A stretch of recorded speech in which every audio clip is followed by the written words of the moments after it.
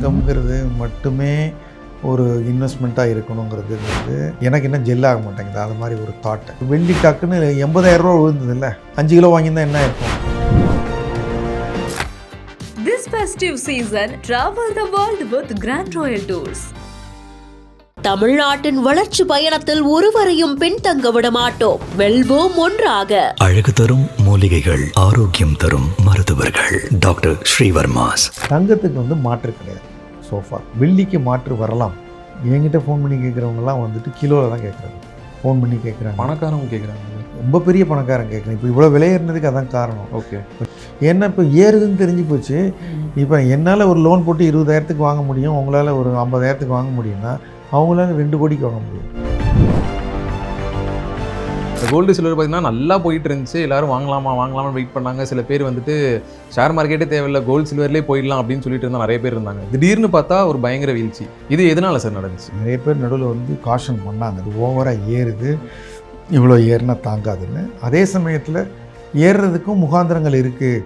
அப்போது எல்லாருக்குமே நிச்சயமாக ஒரு பொருள் விலை உயர போகுதுன்னு தெரிஞ்சால், கையில் பணம் வச்சுருக்கவங்க எல்லாரும் மேலே விழுந்தால் அது எங்கே கொண்டே நிறுத்துவாங்கன்னு தெரியாது. இப்போது ஷார்ட் டேர்மில் கோல்டு இவ்வளோ ஓடிடுச்சு. அப்போ அது ஒரு இடத்துல உட்காந்து மூச்சு வாங்கிட்டு தான் திருப்பி ஓடணும். ஓடும் தங்கம் ஓடாமல் விடாது. இப்போ இறங்கினாலும் திரும்ப ஒரு ரவுண்டு அது வரும். ஏன்னா வெள்ளிக்கு மாற்று வரலாம். வெள்ளி வந்து நீங்கள் இப்போ பேட்டரியில் தேவை, சோலார் பேனலில் தேவைங்கிறாங்க. வெள்ளி ரொம்ப காஸ்ட்லியாக இருக்குது. மாற்று வந்துருச்சுன்னு சொல்லலை. ஒரு பேட்டரி காரே தேவையில்லை, தண்ணியில் ஓடுற கார் கண்டுபிடிச்சானா அப்புறம் எதுக்கு பேட்டரி, அப்புறம் எதுக்கு வெள்ளி? அப்போ வெள்ளி என்ன ஆகும்? ஆனால் அந்த மாதிரி தங்கத்துக்கு கிடையாது. மக்களுக்கு இருக்க பதில் இப்போ வாங்கலாமா வேணாமா, இப்போ நம்ம உள்ளே போகலாமா வேணாமா அப்படின்ற பதில் தான் இருக்கும். இதை பற்றி நீங்கள் என்ன சார் நினைக்கிறீங்க? முதல்ல பேசிக்காக இன்சூரன்ஸ் வேணும், ஒரு குடியிருக்க ஒரு வீடு வேணும், அதுக்கு இஎம்ஐ கட்டணும். அதுக்கப்புறம் நமக்கு டேர்ம் இன்சூரன்ஸ், மெடிக்கல் இன்சூரன்ஸ் போக ரிட்டையர்மெண்ட்டுக்காக ஒரு எஸ்ஐபி நம்ம மியூச்சுவல் ஃபண்ட்ஸ் வேணும். கோல்டும் நமக்கு வேணும். கோல்டு மட்டுமேங்கிறது எனக்கு இன்னும். சார் இப்போது அடுத்த டாபிக் போயிடலாம் சார். என்ன விஷயம் அப்படின்னு பார்த்தீங்கன்னா இந்த கோல்டு சில்வர் சார். இந்த கோல்டு சில்வர் பார்த்தீங்கன்னா நல்லா போயிட்டு இருந்துச்சு. எல்லாரும் வாங்கலாமான்னு வெயிட் பண்ணாங்க. சில பேர் வந்துட்டு ஷேர் மார்க்கெட்டே தேவையில்லை, கோல்டு சில்வர்லேயே போயிடலாம் அப்படின்னு சொல்லிட்டு இருந்தால் நிறைய பேர் இருந்தாங்க. திடீர்னு பார்த்தா ஒரு பயங்கர வீழ்ச்சி. இது எதனால சார் நடந்துச்சு? எல்லாரும் வாங்குங்கன்னு சொல்லலை, நிறைய பேர் நடுவில் வந்து காஷன் பண்ணாங்க, அது ஓவராக ஏறுது, இவ்வளோ ஏறினா தாங்காதுன்னு. அதே சமயத்தில் ஏறுறதுக்கும் முகாந்திரங்கள் இருக்குது. அமெரிக்கா வந்து ரொம்ப பிரச்சனை பண்ணுறதுனால அமெரிக்க டாலரை வச்சுருந்தா நம்மளால் இனி பிழைக்க முடியாதுன்னு நாடுகள் எல்லாம் அந்நிய செலாவணிக்கு தங்கத்தை எடுத்துக்கிறாங்க. கொஞ்சம் கொஞ்சமாக டாலரை குறைக்க ஆரம்பித்தது சைனா, இந்தியா. அதுக்கு பதிலாக தங்கம் வச்சுக்கணும். அந்த மாதிரி ஒரு நிலைமை இருந்தபோது இப்போது அடுத்தடுத்து ஐரோப்பிய நாடுகளையும் அந்த நிலைமைக்கு தள்ளிட்டார் அவர். இப்போ அவங்களும் இனிமேல்ட்டு வந்து டாலரை கொஞ்சம் விற்று தங்கம் வாங்குற நிலைமை. இப்போது உலகம் மொத்தமும் தங்கம்ங்கிறது ரொம்ப முக்கியமான பொருள் அனுப்புறது, விலை ஏற தான் வேணும்னு நமக்கு தெரியும். அப்படி நினைக்கிற பொழுது தங்கத்தை வந்து ஃபிசிக்கலாக வாங்கலாம், தங்கத்தை டெரிவேட்டிவ்ஸ் மார்க்கெட்டில் கான்ட்ராக்ட்ஸில் வாங்கலாம், தங்கத்தை வந்து இடிஎஃப்பில் வாங்கலாங்கிற பொழுது பல விதமான ஆட்கள் வந்து வாங்குகிறாங்க.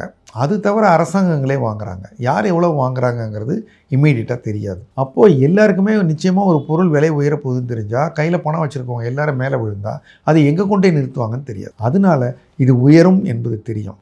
ஆனால் எதுவுமே ஷார்ட் டைமில் ரொம்ப உயர்ந்ததுன்னா அதால் சஸ்டெயின் பண்ண முடியாது, அது இறங்கிடும். இப்போ நீங்களே ரொம்ப திடகாத்திரமான ஆளாக இருந்தால் கூட, உங்களால் இப்போ உசைன் போல்ட்டாக இருந்தால் கூட 100 மீட்டரை மட்டும்தான் அவரால் அந்த ஸ்பீடில் ஓட முடியும். அவரை நீங்கள் வந்து மராத்தன் அப்படி ஓட சொல்லுங்கள், அவரால் ஓட முடியாது. நீங்கள் ஷார்ட் டேர்மில். அப்போது ஷார்ட் டேர்மில் கோல்டு இவ்வளோ ஓடிடுச்சு. அப்போ அது ஒரு இடத்துல உட்காந்து மூச்சு வாங்கிட்டு தான் திருப்பி ஓடணும். ஓடும் தங்கம் ஓடாமல் விடாது. இறங்கினாலும் திரும்ப ஒரு ரவுண்டு அது வரும். ஏன்னா தங்கத்துக்கு வந்து மாற்று கிடையாது சோஃபார். வெள்ளிக்கு மாற்று வரலாம். வெள்ளி வந்து நீங்கள் இப்போ பேட்டரியில் தேவை, சோலார் பேனலில் தேவைங்கிறாங்க. வெள்ளி ரொம்ப காஸ்ட்லியாக இருக்குது. மாற்று வந்துருச்சுன்னு சொல்லலை. ஒரு பேட்டரி காரே தேவையில்லை, தண்ணியில் ஓடுற கார் கண்டுபிடிச்சானா அப்புறம் எதுக்கு பேட்டரி, அப்புறம் எதுக்கு வெள்ளி? அப்போ வெள்ளி என்ன ஆகும்? ஆனால் அந்த மாதிரி தங்கத்துக்கு கிடையாது. தங்கத்துக்கு வந்து ஒரு டிஃப்ரென்ஸ் இருக்குது. அதனால ஷார்ட் டேர்மில் ஸ்டாக் மார்க்கெட்டில் பணம் பண்ண முடியாதுங்கிற மாதிரி எதுலேயுமே ஷார்ட் டேர்ம் அப்ரோச். இப்போ கண்ட்ரிக்கே நம்ம வந்து 2047 வச்சுக்கிற போது இந்த ஒரு பட்ஜெட்டை நம்மளால் ஏற்றுக்கொள்ள முடியுது. சரிங்க, ஏதோ ஒரு டெஃபினட் பாதைக்கு போய்கிட்டு இருக்கோம், நடுவில் கொஞ்சம் நிறுத்துகிறோம். லாங் டிஸ்டன்ஸ் ட்ராவல் போகிறோம், திருச்சிக்கு போகிறோம், வழியில் ஒரு இடத்துல நின்று காஃபி சாப்பிட்றோம். இப்போ வண்டி ஓடலைன்னா ஓடாதுப்பா, காஃபி சாப்பிட்டு பெட்ரோல் போட்டு போகலாம் அப்படிங்கிற மாதிரி ஒரு பிரேக் வந்து தங்கமும் எடுக்கும், ஸ்டாக் மார்க்கெட்டும் எடுக்கும். நம்ம லாங் ரன் பிளேயராக இருந்தால் இதை அக்செப்ட் பண்ணிவிட்டு கூட ட்ராவல் பண்ணுவோம்.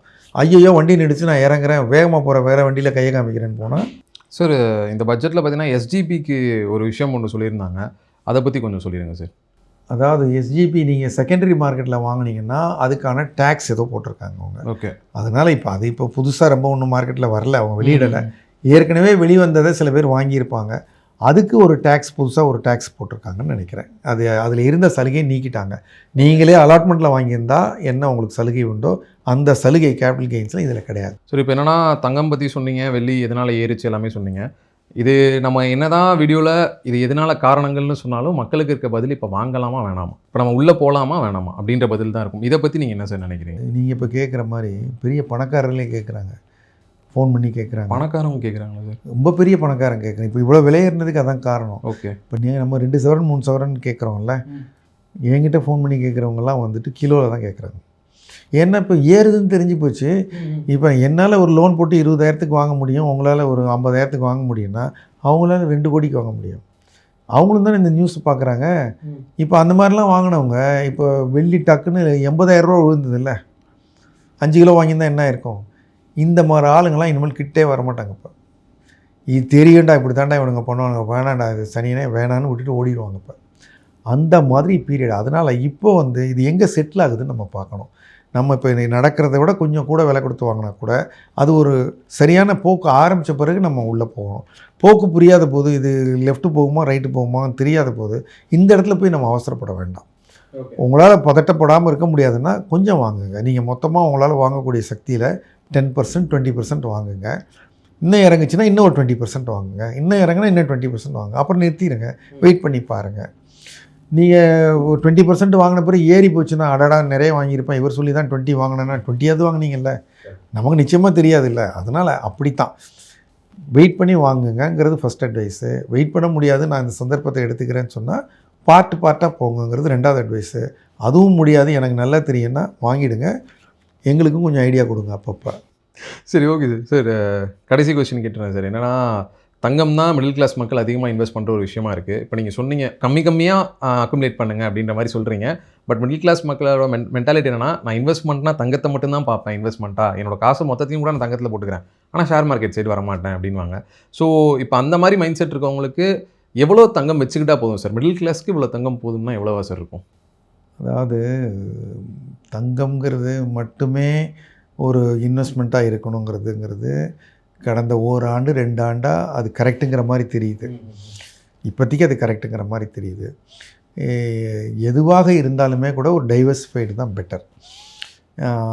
தங்கம் லிக்விட் தான், தங்கத்துலேருந்து தங்கம் விலை ஏறும் தான், இந்த மாதிரி சமயத்தில் இறங்கினாலும் இறங்கும் தான். அதனால் நீங்கள் எனக்கு நீங்கள் பட்ஜெட்டுக்கு நம்பர் கேட்குற மாதிரி இந்த மாதிரி ஒரு ஸ்பெசிஃபிக் நம்பருங்கிறது, இது டிஷர்ட் நம்பரா, இது மிடிலா, லார்ஜா, எக்ஸ்ட்ரா லார்ஜான்னு ஒருத்தருக்கு சொல்கிற மாதிரி சொல்ல முடியாது. நீங்கள் தங்கம் கொஞ்சம் முதல்ல பேசிக்காக இன்சூரன்ஸ் வேணும், குடியிருக்க ஒரு வீடு வேணும், அதுக்கு இஎம்ஐ கட்டணும், அதுக்கப்புறம் நமக்கு டேர்ம் இன்சூரன்ஸ், மெடிக்கல் இன்சூரன்ஸ் போக ஒரு ரிட்டையர்மெண்ட்டுக்காக ஒரு எஸ்ஐபி வேணும், மியூச்சுவல் ஃபண்ட்ஸ் வேணும், கோல்டும் நமக்கு வேணும். கோல்டு மட்டுமேங்கிறது எனக்கு இன்னும் ஜெல்லாக மாட்டேங்குது. அது மாதிரி ஒரு thought is also one of the assets. Maybe அதனுடைய அலோகேஷனை 5%லேருந்து 10%, 10%லேருந்து 15% இன்க்ரீஸ் பண்ணலாம். இப்போ நம்ம இந்த இறங்குற சமயத்தில் அக்யூமுலேட் பண்ணிகிட்டே வந்தோம்னா அந்த பர்சன்டேஜ் ஏறிக்கிட்டே வரும். அதனால் இதே இது பண்ணிகிட்டு இருக்கணுங்கிறது இன்னும் எனக்கு கன்வின்ஸ் ஆகலை. Okay sir. சார் ஆக்சுவலாக இவ்வளோ நேரம் நீங்கள் உட்காந்து பட்ஜெட் பற்றி சொன்னதாக இருக்கட்டும், தங்கம் வெள்ளி ஏன் ஏறுது, எவ்வளோ வாங்கலாம், இந்த மாதிரி விஷயங்கள் சொன்னதுக்கு ரொம்பவே நன்றி சார். ஆக்சுவலாக இது எனக்கும் பட்ஜெட்டாக இனிமேல் நானும் அடுத்ததில் புது கண்ணோட்டத்தோடு பார்ப்பேன்னு நினைக்கிறேன். ரொம்ப நன்றி சார். நன்றி. This festive season, travel the world with Grand Royal Tours. தமிழ்நாட்டின் வளர்ச்சி பயணத்தில் ஒருவரையும் பின்தங்க விட மாட்டோம். வெல்வோம் ஒன்றாக. அழகு தரும் மூலிகைகள், ஆரோக்கியம் தரும் மருத்துவர்கள். டாக்டர் ஸ்ரீவர்மாஸ்.